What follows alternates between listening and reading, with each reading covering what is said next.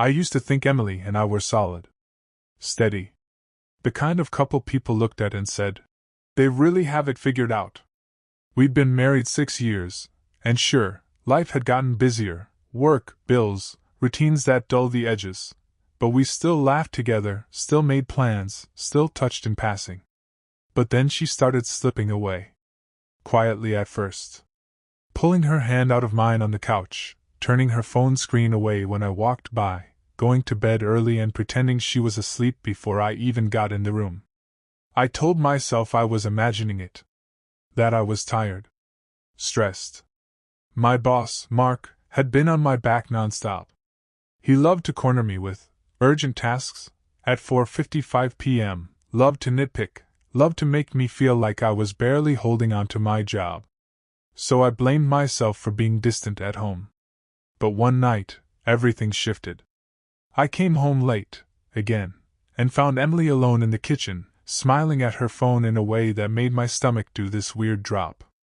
The kind of smile you don't make at memes or coupon codes. When she saw me, she jumped and immediately locked her phone. "Oh, you're home early," she said. Early. At 9:30.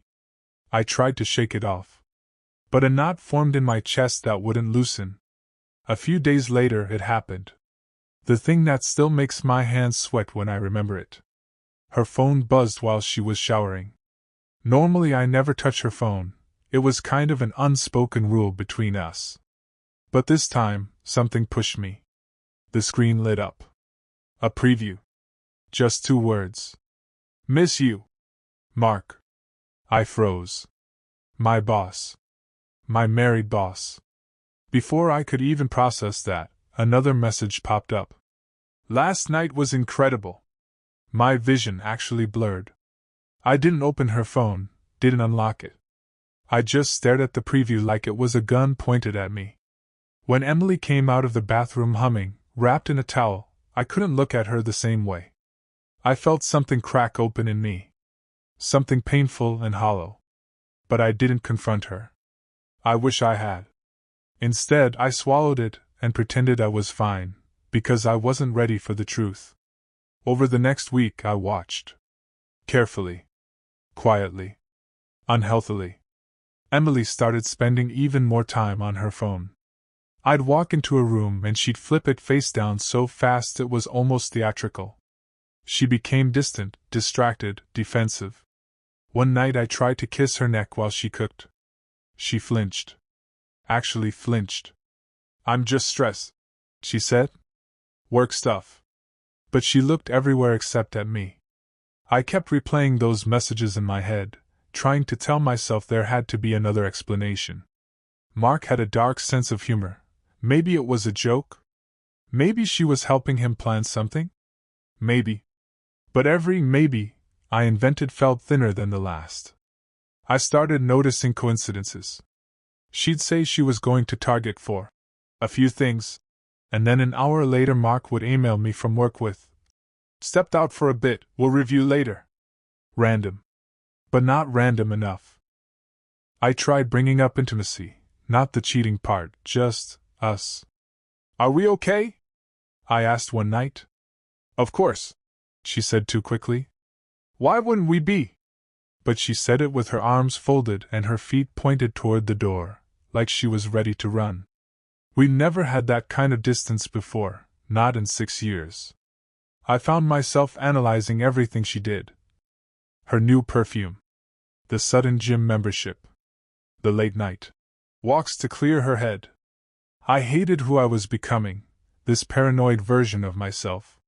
But some part of me knew something was wrong. I started losing sleep. Lying awake beside her, wondering if the person I loved was lying right to my face. And then there were the phone calls. Whispered. Short. Always taken in another room. When I asked who she'd been talking to, she shrugged and said, "Just friends." But when I asked which friends, she laughed and said, "Why are you acting weird?" It was the perfect gaslighting, soft, subtle, believable. And I was sinking. One Saturday morning, she said she was meeting her friend Jenna for brunch. 2 hours later, I got an email from Mark. Running late, meeting a client this morning. Send me last quarter's projections ASAP. Client meeting. On a Saturday. At the exact time Emily was gone. My chest tightened. I thought about the texts. The secrecy. So I called Jenna, just to check. Hey, is Emily still with you? Jenna paused. What? No, I haven't seen her in weeks. I swear my blood turned cold. Emily walked through the door an hour later smelling like expensive cologne I didn't own. She said brunch? Ran long. I nodded, but inside I felt something collapse. I started paying attention. Not snooping, just noticing. Her gym bag smelled like aftershave. She suddenly cared a lot about her outfits, more than usual. She'd laugh reading her phone, then hide it. One evening, she left her laptop open and I saw a calendar notification pop up. Downtown, 6 p.m. No details. Just that. When I asked, she said she was volunteering. Since when did she volunteer downtown on Tuesdays? She shrugged and said she wanted to give back more. The lie was so thin it hurt to hear. At work, something strange happened. Maya, another manager, pulled me aside. Has Mark been weird with you lately? She asked. I wasn't sure what she meant. Weird how? She hesitated. He's been taking a lot of private meetings. Long lunches. Disappearing randomly. My stomach twisted. Then she added, and he keeps asking about your schedule. Like when you're in, when you're out. I just thought it was odd. Odd didn't begin to cover it. The walls were closing in. I almost confronted Emily again, but something stopped me. I wanted proof, real proof, before I blew up my marriage and my career. So I waited. And watched. One night, Emily was getting ready to leave again, another volunteer shift. She looked beautiful. Too beautiful for volunteering. Hair done. Makeup flawless. A dress I hadn't seen in years. Where exactly downtown are you going? I asked. Different places, she answered. Which one tonight? I don't know yet, she said, avoiding my eyes. I knew then, she wasn't even trying to make the lies believable anymore. And for the first time, I thought seriously about leaving. About packing a bag and walking out. About saving whatever dignity I had left. But the truth wasn't done with me yet. A few days later, I overheard Emily on the phone. Her voice was shaking. Not flirtatious, scared. I can't keep doing this, she whispered. It's too much. He's starting to notice. I froze. He? Starting to notice? Was she talking about me? About Mark? She hung up when she heard me approaching and acted normal, but her eyes were red. This wasn't just cheating. There was something else. Then came the moment of truth. Emily fell asleep on the couch after drinking wine with a neighbor. Her phone was on the armrest. Unlocked.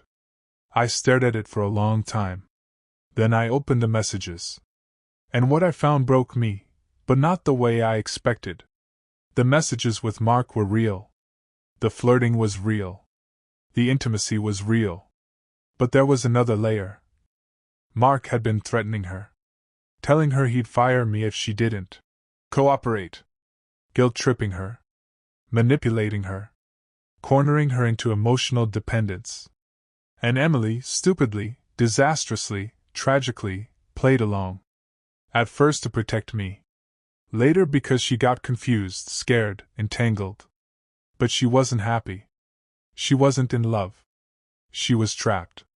Reading it felt like being ripped open in two directions at once, pain for her, and pain because she'd still lied to me. The next morning, I confronted her. Not with yelling. Not with anger. Just the truth. She broke immediately. She cried so hard she could barely breathe. She told me everything. How Mark started texting her about me. How he made suggestions about her coming to see him. How he implied that my job depended on her cooperation. How she agreed to meet him once, and then couldn't get out. She said she hated herself. She said she felt disgusting. She said she didn't know how to tell me because she thought I'd see her as weak or tainted. I didn't know what to say. I was hurt, furious, devastated. But I also saw her fear. Her guilt. Her shame. It wasn't black and white. Nothing ever is. We didn't speak for 2 days. We lived in the same house like ghosts. I kept replaying everything. Her lies, her tears, Mark's manipulation, my own blindness. Finally, we sat down. I told her how deeply she had hurt me. How betrayed I felt. How terrified I was that she'd chosen to hide everything. She told me she understood if I left. She said she wouldn't blame me. It was the lowest point of my life. I felt torn between rage and compassion, between love and disgust, between wanting to hold her and wanting to walk out the door forever. Then Maya from work approached me again. She had more information. It turned out other women at the office had similar stories about Mark. Threats. Manipulation. Abuse of power. One woman had even filed a complaint. Hearing that changed something in me. Emily hadn't been his only target. She wasn't special to him. She was convenient. He was a predator, and she'd been a terrified, guilty, confused victim, who still made terrible choices, yes, but not out of malice. And I realized something I hadn't expected. My pain was real, but so was hers. Emily and I talked for hours, honestly, painfully, openly. I asked questions I was scared to ask. She answered without hiding. For the first time in months, she looked like the woman I married, vulnerable, imperfect, human. We agreed to report Mark. Together. We agreed to go to counseling. Together. We agreed to rebuild, slowly, with boundaries and truth as the foundation, not fear and secrets. And I realized I didn't want to lose her. I wanted to fight for us. Not because I was weak, but because love, real love, sometimes means facing the ugliest parts of life and choosing to heal anyway. It's been months since everything came crashing down. Mark was fired after multiple complaints surfaced. My job is safer than ever. Emily and I are still in therapy. Some days are harder than others. But we're rebuilding something honest now, something raw and scarred but real. I learned that relationships don't fall apart overnight. They erode in whispers. In silences. In secrets. I learned that love doesn't protect you from pain. It asks you to choose what to do with that pain. And I learned that forgiveness isn't a moment, it's a direction. We're not perfect. We never will be. But we're here. Together. And sometimes, standing in the wreckage and deciding to rebuild is the bravest thing two people can do.